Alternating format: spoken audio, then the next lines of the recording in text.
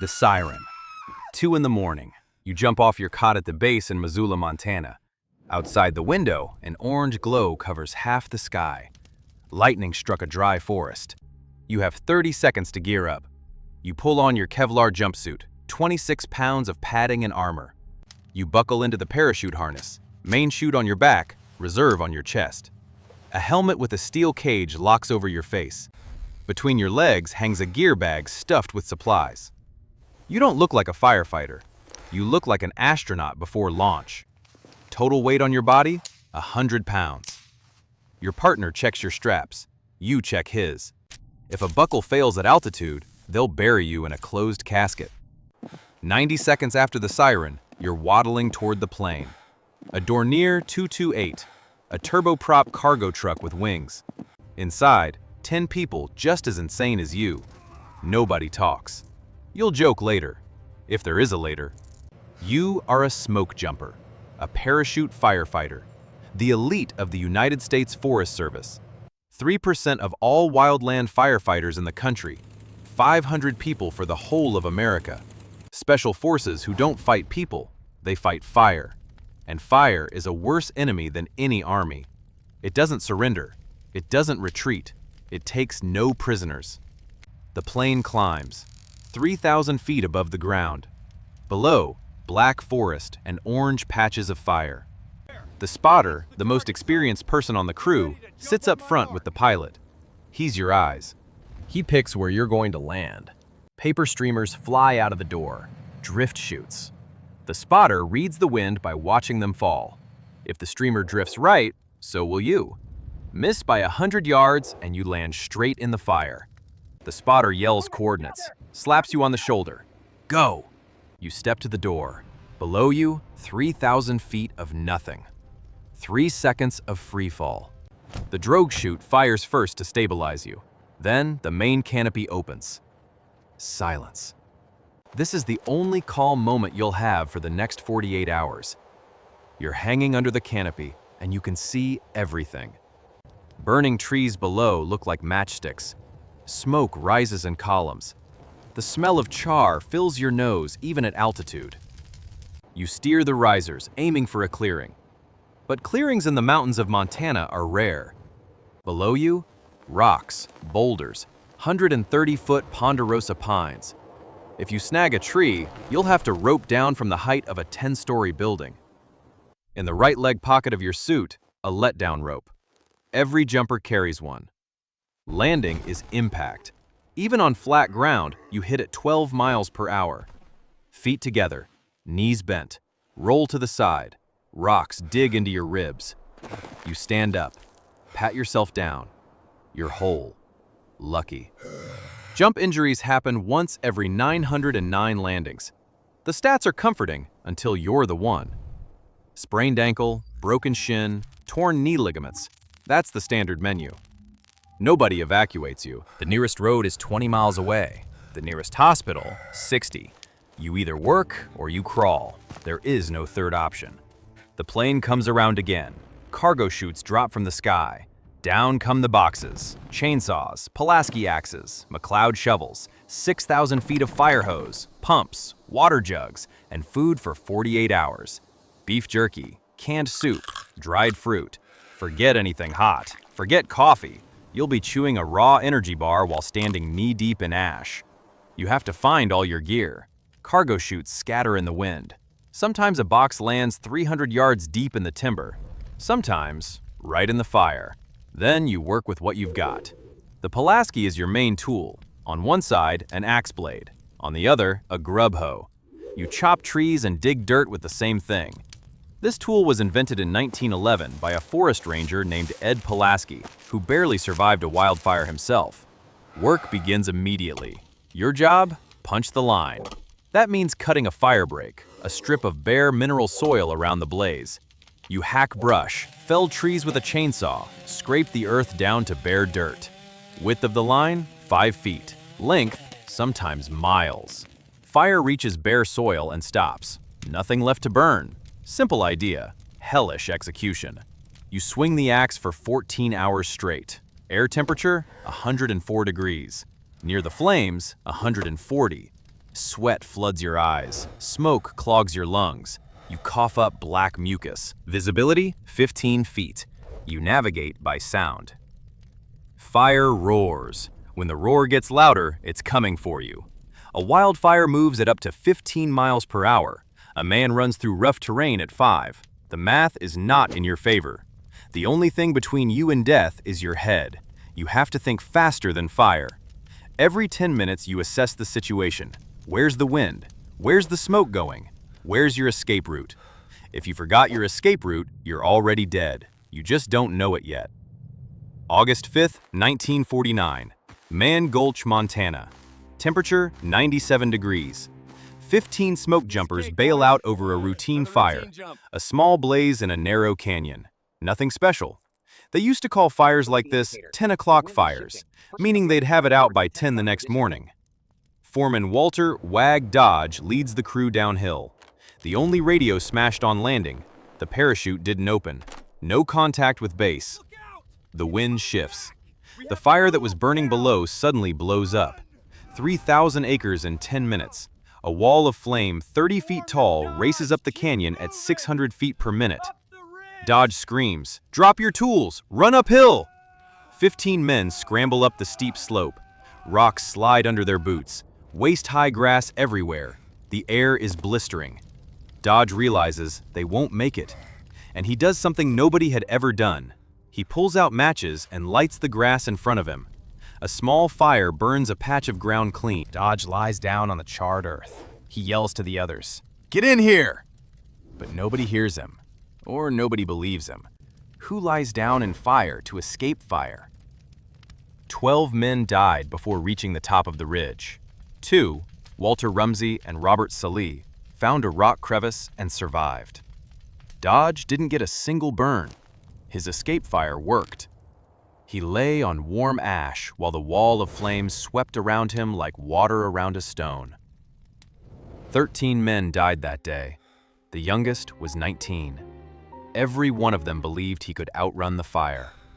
Every one of them was wrong. Eldon Dietert wasn't supposed to fly that day. He was filling in for a sick crewmate.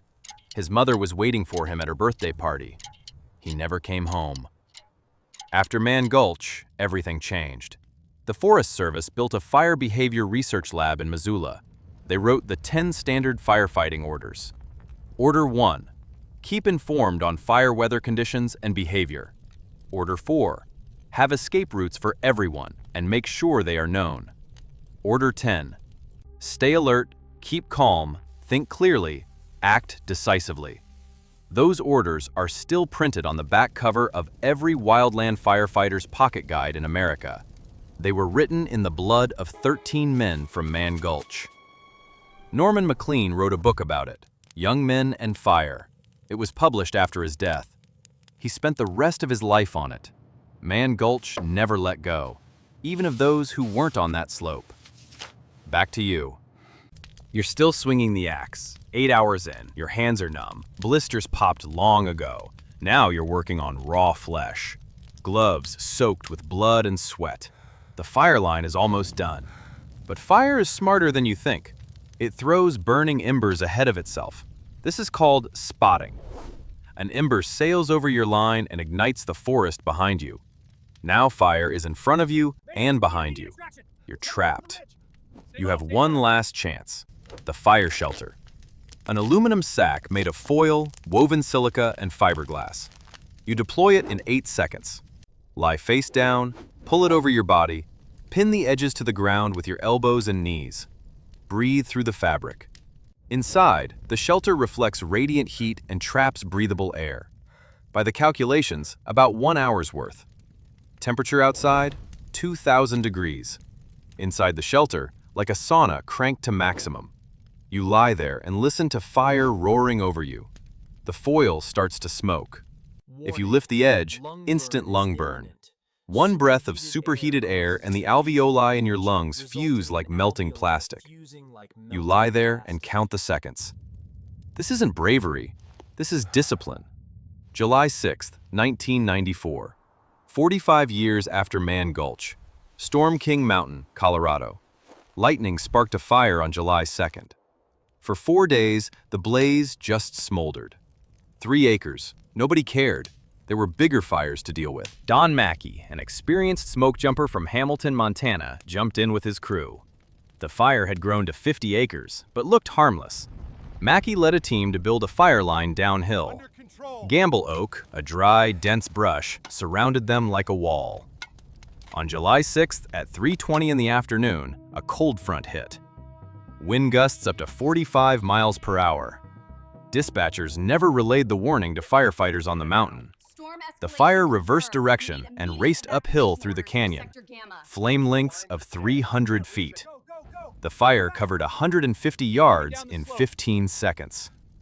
14 firefighters died, 10 men and 4 women. Hotshots, smoke jumpers, hell attack crew. The only survivor from the group of 13 on the fire line, smoke jumper Eric Hipke, suffered severe burns and barely made it. Don Mackey got 8 of his people to a safe zone. He went back for the others and never came out. 2 years after Storm King, 20 members of the Granite Mountain Hotshots hiked up that mountain and said, "This will never happen to us." In 2013, 19 of them died at the Yarnell Hill Fire in Arizona. Fire doesn't teach you twice. It kills those who think they've already learned the lesson. Back to your reality. You survived. The fire backed off. You're standing on black, smoking ground. Charred trunks stick up like bones. The silence is crushing after the roar of the flames. The fire is contained, but the work isn't over. Now comes the most grinding part, mop up. You walk the burn scar searching for hot spots. A smoldering root can burn underground for a week and flare up again. You touch the ground with your bare hand. Hot, dig. Found a glowing log, drown it. The pump pulls water from a creek, if there is one. If not, bury it with dirt. This goes on for hours, sometimes for days. You haven't slept in 30 hours. Your eyes are gluing shut. Your legs buckle. You've eaten 2 energy bars and had a liter of water. Your body is running on reserves that are already gone. Fire's out. Congratulations. Now pack up your gear and haul it to the nearest road. 110 pounds on your back. Parachute, jumpsuit, tools, pumps, hose. Distance, anywhere from 3 to 10 miles through roadless wilderness. Mountains, rocks, blow-down timber. In training, you carried 110 pounds for 3 miles in 90 minutes. That was on a flat course. Here, it's a mountain slope. Heat, smoke, exhaustion after 2 days without sleep. Your knees grind, your back is on fire. Every step is a small victory over your own body. You get back to base gray with ash. Shower, food, cot. 8 hours of sleep, a luxury. Then your name goes to the bottom of the jump list. You wait for the next call. Maybe tomorrow, maybe next week. When there's no call, you're at the base. Repairing parachutes, packing cargo boxes, sharpening chainsaws. Yes, smoke jumpers sew and repair their own parachutes. Every single one of them is a certified parachute rigger. You trust your life to fabric you stitched with your own hands. Mess up a seam, you pay for it on the jump. Who becomes a smoke jumper? Not beginners. This is not an entry-level firefighting job. Minimum, 1 year of wildland fire experience. Realistically, 3 to 5 seasons. You already need to know how to fell trees, build a fire line, operate pumps and hose lays. Most come from hotshot crews, the elite ground-pounding fire brigades. Selection. Day 1, the physical test. 7 pull-ups, 45 sit-ups, 25 push-ups, run 1.5 miles in under 11 minutes. That's the minimum. Most candidates do 10 pull-ups, 60 sit-ups, run it in 9:30, and that's just the entry ticket. Then, 5 weeks of hell. Daily jumps. A training device the jumpers call the mutilator. You're dropped on a cable from a height, and you learn to hit the ground, tuck and roll, get back up. Forest landings, water landings, tree climbing, running a chainsaw at elevation, emergency medicine. Height, no taller than 6'5", no shorter than 5 feet. Weight, between 120 and 210 pounds. Weight limits are strict. The parachute is rated for a specific load. Out of 8 rookies who start training, 5 make it through. Pay. Base wage for a smoke jumper, about $16 an hour. A foreman gets $24. For the parachute jump itself, 0 extra. Nothing. You jump into a burning forest for free. When you're on an uncontrolled wildfire, you get hazard pay. 25% on top of your base. That's $4 extra an hour.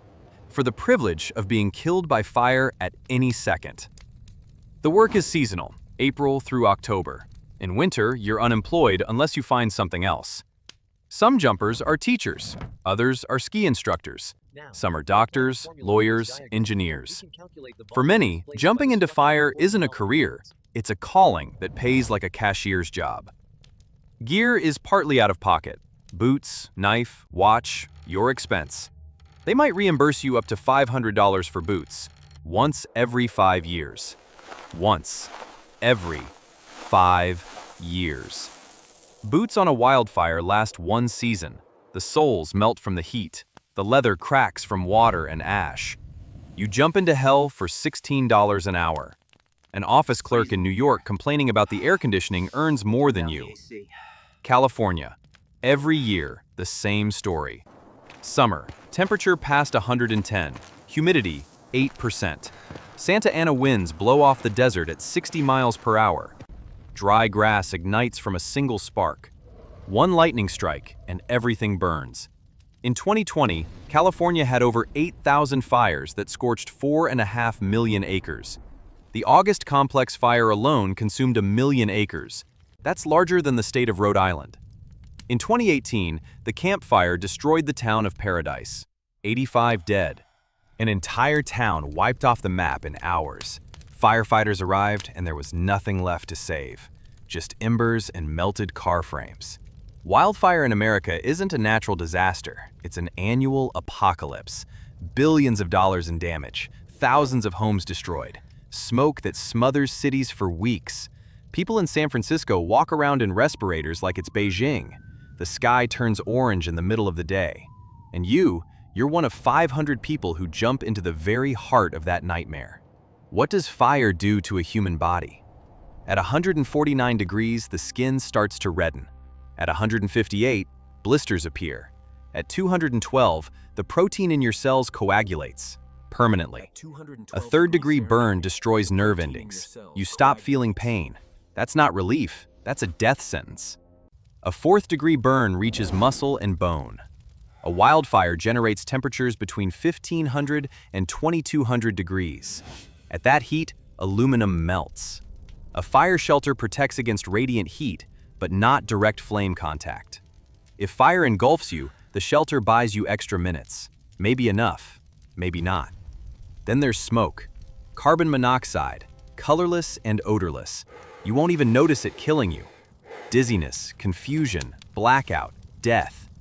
On a wildfire, you breathe a cocktail of carbon monoxide, formaldehyde, acrolein, and fine particulates. Your lungs after 1 season look like a 20-year smoker's. Chronic bronchitis, asthma, and elevated cancer risk. Those are your occupational perks. Night on a wildfire. Think fire sleeps at night? No, it lies down like a wounded animal. Goes quiet. Waits for morning. Humidity rises, wind drops. The fire slows, but never goes out. Smoldering roots work like fuses underground. At dawn, the sun heats the slope, humidity drops, wind picks up, and the fire explodes all over again. This is called the diurnal fire cycle. Between 2 and 4 in the morning, your window to work. The coolest time. 90 degrees instead of 130. You work in darkness. A headlamp is your only light. Smoldering stumps glow orange. The ground is hot beneath your feet. Snakes, flushed from their holes, slither toward unburned forest. Bears flee from the fire. Deer bolt in panic. You're in the middle of this chaos, digging a trench with a shovel. Sleep on a fire means lying down on the ground in a sleeping bag that reeks of smoke and sweat. Your backpack for a pillow. Close your eyes for 4 hours. If you're lucky, usually 2.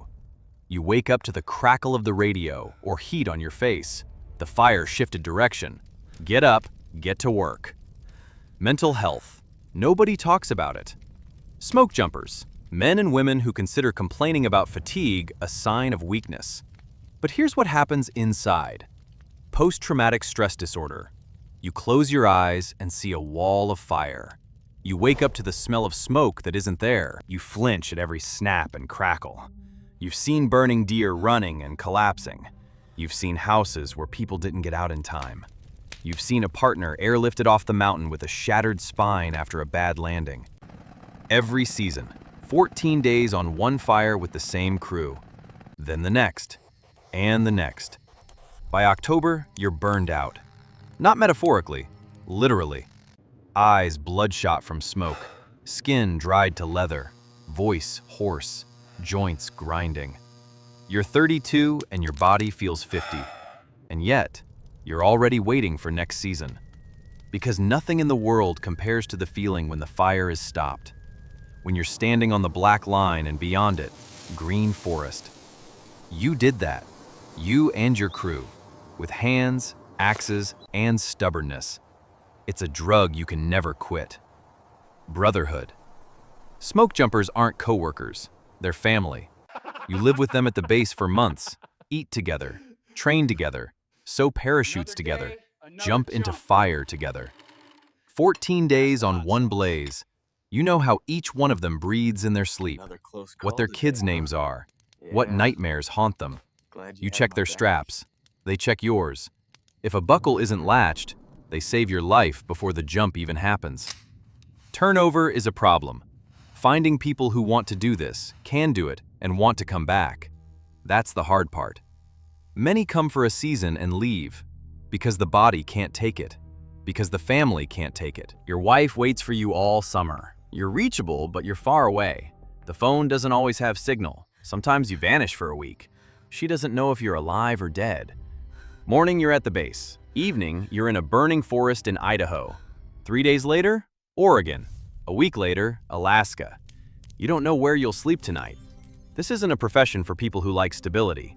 This is a profession for those who can't live without adrenaline, fire, and the feeling that they're doing something real. 1940. The first operational smoke jumper fire jump in history. Nez Perce National Forest, Idaho. 2 men parachuted onto a wildfire with round canopies made of canvas. The idea seemed crazy. Why jump into a burning forest when you can hike in? But hiking takes days, and in days, a small fire becomes a catastrophe. In 1945, the 555th Parachute Infantry Battalion, the first and only all-black airborne unit in United States Army history, was sent to the West Coast to fight forest fires under Operation Firefly.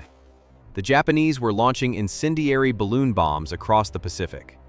300 paratroopers jumped on burning forests in Oregon and California. They weren't sent into combat because of racial segregation, but they were sent into fire. Today, there are 9 smoke jumper bases across the western states. 7 belong to the Forest Service, 2 to the Bureau of Land Management. Missoula, Montana. McCall, Idaho. Redmond, Oregon. Winthrop, Washington. Grangeville, Idaho.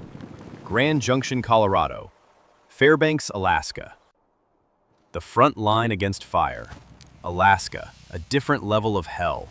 Or more precisely, a frozen hell that catches fire. In summer, the boreal forest burns and the smoke drifts all the way to Seattle. Fires rage in wilderness with no roads for hundreds of miles. Mosquitoes the size of bumblebees. Grizzly bears that aren't afraid of fire. You jump into a swamp, water up to your chest, and beyond the swamp, burning forest. Alaska smoke jumpers are the most self-reliant in the program. They might not get extracted for a week. They decide on their own how to fight the fire, where to go, and when to pull out. If something goes wrong, help is a long time coming. You are your own commander, medic, and rescue team. Who stays in smoke jumping long term? People who found meaning. It's not about the money, we've covered that. It's not about the glory. Nobody knows you exist until something's on fire. It's about the feeling that you stand between fire and everything else, between chaos and order. You are the line. A physical, literal line in the dirt that fire will not cross. Because you dug it. With an axe, a shovel, and your own hands, scraped raw to the flesh. 500 people for 330 million. 3% of all wildland firefighters. You're sitting in an office. The air conditioner hums. Your coffee's getting cold. On the screen, news footage. Largest wildfire of the season in California. 10,000 evacuated. You change the channel. But somewhere over a burning ridge, a Dornier flies with 10 people inside. The spotter tosses streamers out the door. Wind shreds them to ribbons. The first jumper stands in the doorway, 100 pounds of gear on his body, 3,000 feet of nothing below his boots.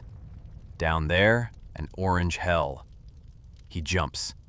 Behind him, the next one, and the next. They're not thinking about their paycheck, not thinking about insurance, not thinking about a pension that might never come.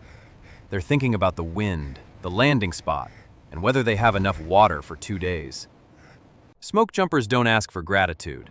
They ask that you don't toss a cigarette into dry grass. Don't leave a campfire unattended. Don't build a house in the wildland-urban interface without fire-resistant materials. Because every time a forest catches fire, somebody from those 500 jumps. And there's no guarantee they're coming back. Remember that next time you change the channel.